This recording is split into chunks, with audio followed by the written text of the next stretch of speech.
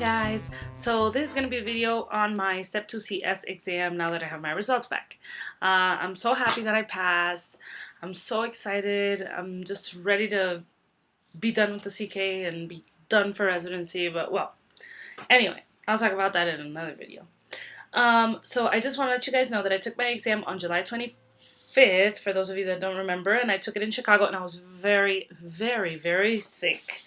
I got sick the day before, and I was taking medications. I couldn't talk. I felt terrible. It was really bad.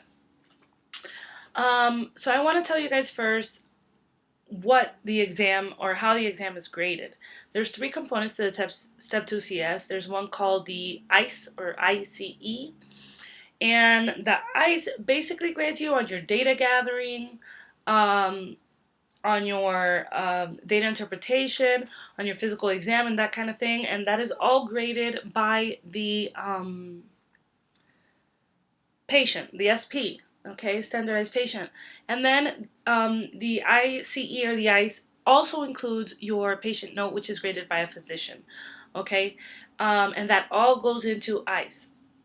Then the second portion is the CIS, and the CIS is just basically how you communicate with the patient, your communication skills, how you make a relationship with the patient, how you gather information from the patient, how you provide the patient with information, so your closure, how you help the patient make decisions, because they're going to ask you questions about things and you are going to have to help them make a decision. They all ask you questions. At the end, when you say, "Okay, Mrs. So-and-so, do you have any more questions for me?" They all have questions. So be prepared for questions.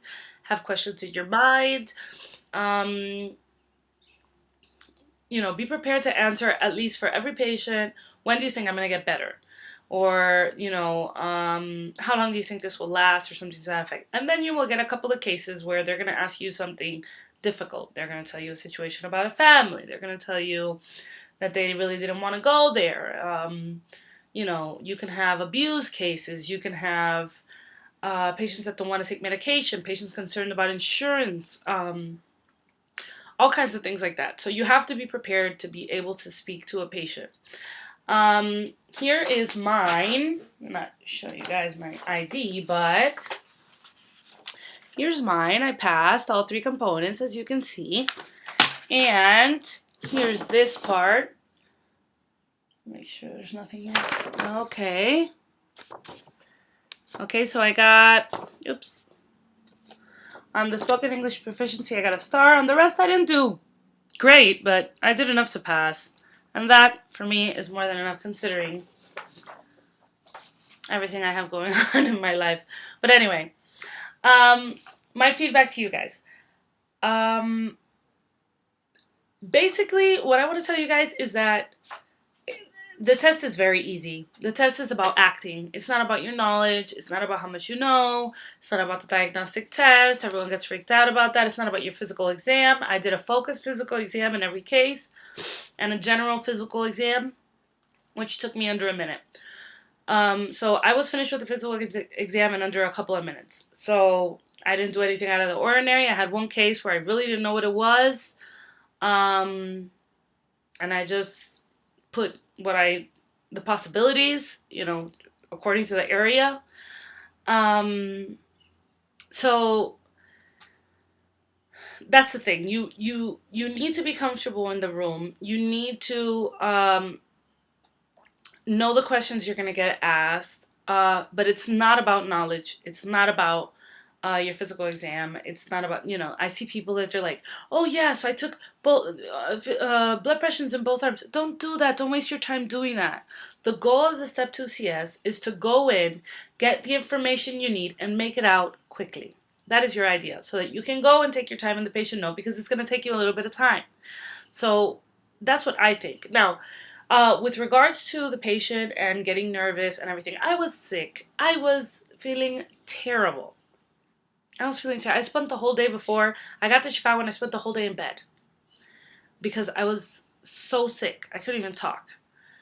Luckily, I had a friend in Chicago that brought me medication. If not, I don't know what would have happened, because they had no medication downstairs, and I was like at a hotel close to the airport, and so there was nothing around. It was like all factories and stuff. Um, my number one thing that I would tell you guys is that you need to feel comfortable in the room. That's what you need to do. You don't need to think that this is an SP. You don't need to think that they're grading you. What you need to do is act natural. That's what I did. I mean, I'm not going to lie to you. The first case, you walk in, you're a little nervous, you know, you're a little iffy about the whole situation. You don't know. It's very uncomfortable. But by my third case, I was seeing patients. I was seeing patients faster than I usually would. Yeah, okay. Maybe a little bit more I'm sorry's than I usually would do. But I was seeing patients, and I was trying to see what was wrong with them, and I was trying to figure it out. And actually, they're a lot easier than real patients because they're acting. So that's another thing. So for communication, I didn't do anything out of the ordinary. I walked in, I established rapport with the patient. I spoke to them like if they were real patients, and the sympathy and empathy, I didn't do much either. When a patient told me, you know, I'm having such and such pain, I would tell them, well, I'm very sorry to hear that. Let's see how I can help you. Or, you know, that's as, I didn't like, oh my God, I see some people, you know, when they go to say I'm sorry, they're like, oh gosh, I'm so, you know, no. You know, just be natural. You know, listen, I'm having pain in my arm. Oh, ma'am, I'm very sorry to hear about that. You know, just something quick and, you know, be real. Be sorry. Communication. About the patient note, everyone freaks out about the patient note now because it's changed. You only have to show 3 differential diagnoses, and then you have to say the history findings and the history and physical findings that pointed you in that direction. Okay? If I did not have a physical finding, which a lot of times I didn't, then I would write none. That's it. If it was a patient that I thought had appendicitis and they had rebound tenderness, then I would put that. If it was a patient that had, etc., you get the point. If it's not there, you can't write it. Say none. It's not a big deal. For the main case, you're always going to have something. You're always going to have something, usually, okay? So let me give you an example. For the main diagnosis, So if a patient comes in and they're telling you that they have, they're having pain on inspiration and they're coughing. Well, a history finding could be that they're coughing.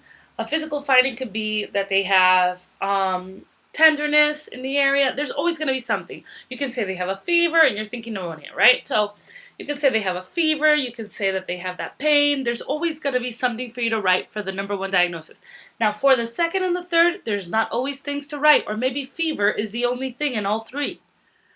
You know what I mean? So don't freak out about that. I wasn't like super into the physical and the history findings. I wrote what I could. I wrote what was there. And if it's not there, you can't make it up. So, and I passed. For the test that you're going to order, I didn't do anything out of the ordinary. I made a lot of mistakes. Not a lot of mistakes. I made mistakes. It was things I didn't do. Let's say, I can't tell you my cases, but there were cases where I didn't order specific tests, okay? But what I did do, and what I do think is important, is that I did a closure for every patient. I walked in and I said hi to every patient. I smiled at every patient even though I was sick. I said I'm sorry every time the patient told me, not every time, but initially when the patient told me what was wrong with them, I said I'm sorry, let's see what we can do to help you. I asked the patients if they had any more questions before leaving the room. Anything else you guys want to know? I see people ask a lot. I did not wash my hands. I use gloves. That saves you time. Do not wash your hands. The drape, the famous drape. There's one thing I will tell you, and it's that all my patients had the drapes on their legs. In the first case I walked in, the patient was draped, and I said to the patient, oh, you're draped. I was going to offer to, drape you. And then after that, I forgot to say that for every patient. Um, I freaked out because then, one day on the forum, on USMLE forums, someone was talking about them. They were like, oh, this is what happened. And I forgot to mention it. And then I realized that I did that too. And I was like, oh my God, I failed. I spoke to a friend and he told me, listen, if they're draped, why would you offer them a drape? And I was like, yeah, I guess so. What I would say is maybe you can say something like, are you comfortable in the room? I didn't do that, okay, but I passed. But I was empathetic with the patient. I was real with the patient. I was in there and I did what I had to do. You know, I've even, when my nose was really bad and I was really, really sick, I would even ask the patients to excuse me because my nose and stuff. So I think that's what you have to do. You have to focus on those things. So that's my feedback for you guys. The spoken English proficiency, I see IMGs have a lot of problems. Be simple, be straight, be to the point. Do not speak fast.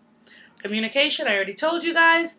And the data gathering, I didn't do anything out of the ordinary with the integrated clinical encounter, the ICE. I did nothing out of the ordinary. I did the usual mnemonic that everyone uses, LICRA.